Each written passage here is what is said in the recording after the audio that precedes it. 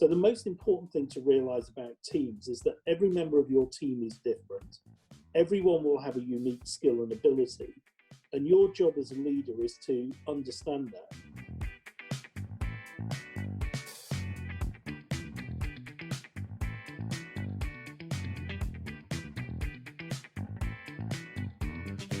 Hello, my name is Mark Price. I do a number of things now. I chair Fairtrade, the charity.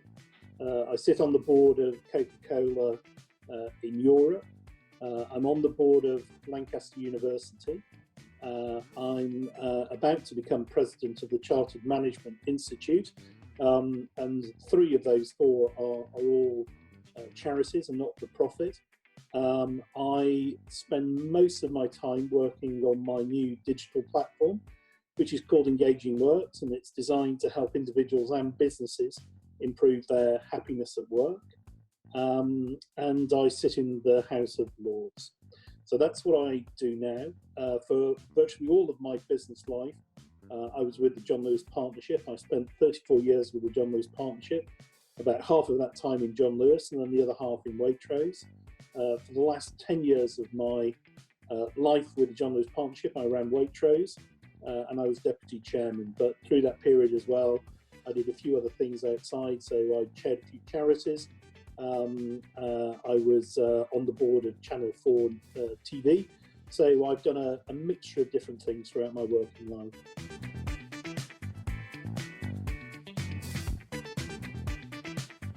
As well as helping my dad, I had a newspaper round. I worked for a local coal merchant. I was a postie at Christmas and Easter.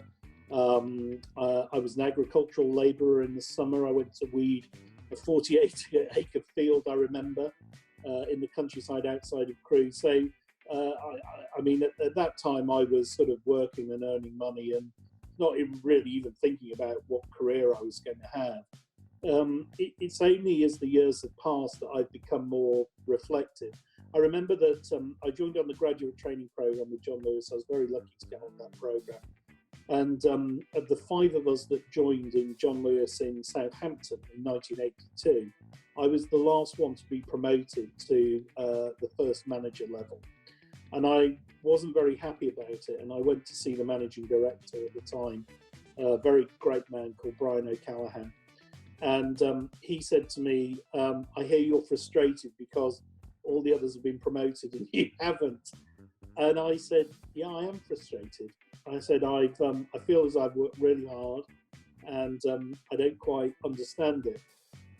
And he gave me a fantastic piece of advice. He said, you don't judge your career over a day or a week or a month or a year.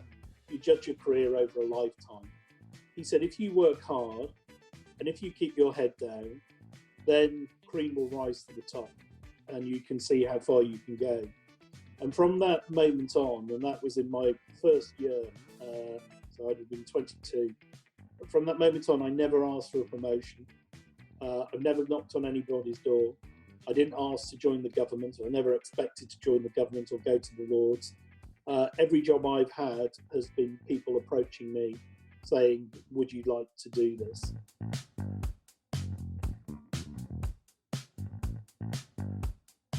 I can remember saying to myself, oh, when you reach this position, I'll be happy.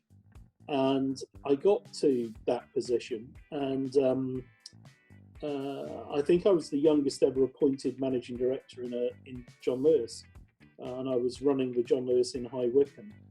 And for a few days or so, I sat there and I thought, this is great. I've kind of, hit my ambition. I'm really happy. And then I worked out pretty quickly that actually I wasn't. And I was already thinking about, well, what job could I do next? And so I came to the conclusion that it wasn't actually getting the promotion or even the money, and I know it's easy to say that when you've got the money, that gave me the greatest thrill. What I discovered is that the greatest thrill I got was working on a project, whatever that should be, with a team of people and building something and celebrating building something and stepping back every now and again and congratulating each other on what we'd done and what we'd achieved. So it was actually what was produced that gave me greater satisfaction. And I found that I needed to just keep building.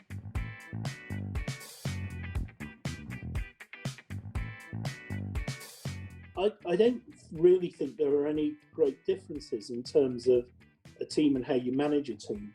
I think that in any particular role that you're in, about 5% of what you're doing is strategy. So what are we doing? Where are we going? About 15% is about implementation. How are we going to do that? And 80% is about your people, having your people on board, keeping them alive and awake and keen to keep moving forward. So whether you're in a government or a charity or in business, those things don't change really. And making sure that there's harmony in the team is, for me, particularly important. And the way that I've always thought about doing that is goes back to something my dear old dad said to me when I was growing up. And he would say that everybody has a different view of the world, and their view of the world is based on their upbringing, their experiences, their education. And because of that, no two people think the same on anything. They might think they think the same, but the reality is the nuance of how everybody thinks is shaded and coloured by the unique experiences each of us have.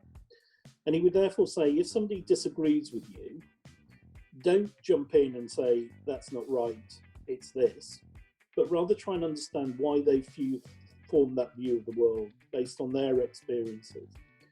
And when you understand how they come to form their view and why they have the answer or solution they have, it will allow you to do one of two things. Either A, change your own views based on that new experience that you've gained, or be better able to explain to somebody why you have come to a different conclusion. And as a consequence of that, to get them on board with what you're trying to do. So the most important thing to realise about teams is that every member of your team is different. Everyone will have a unique skill and ability. And your job as a leader is to understand that.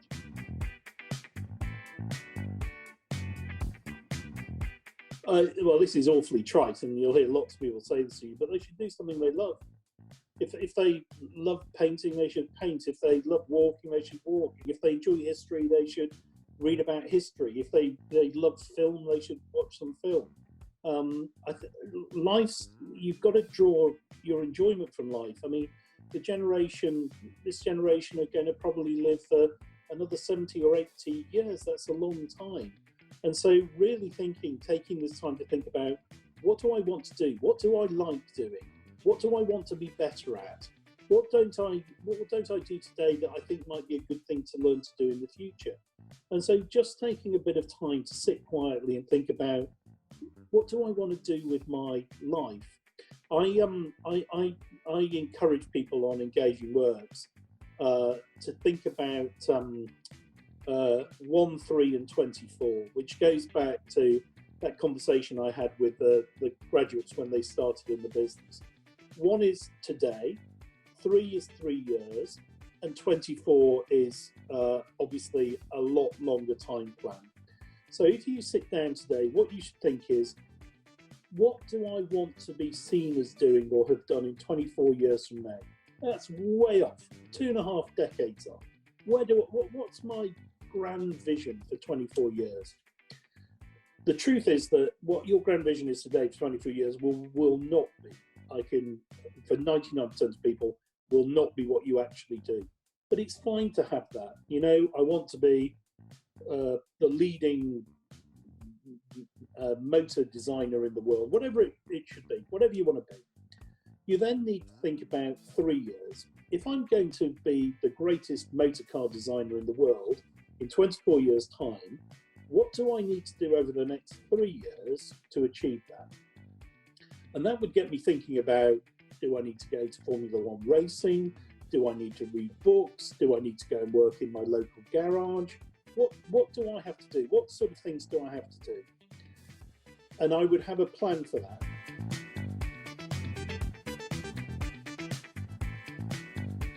Well, I think there are probably 2 things. one would be, before I came on, I had a bar of dairy milk, and I think I said my dad had his own small business, and he sold crisps and sweets and confectionaries. And so from my youngest age, food has played a big part in my life. And obviously, I ran Waitrose for a very long time. So I'm still the patron of the food industry charity called Grocery Aid. And I'm on the board of Coca-Cola Europe, so I'm still involved with food and fair trade. So that, I think, an empty food wrapper, which is appropriate, would be good. And the other is this book, which is called Fairness for All, and this is the book I wrote when I left the John Lewis Partnership. And Fairness for All is all about how the John Lewis Partnership works and about a fairer form of working, fairer form of capitalism. And it sets out why that's better for individuals and for companies and society. And it sets out how the workplace should be, how the workplace should be fairer. So in this book is captured my 34 years of working for the John Lewis Partnership, which I hugely enjoyed. So I'd say those are the two things in my reach that sort of reflect some of the things I've done.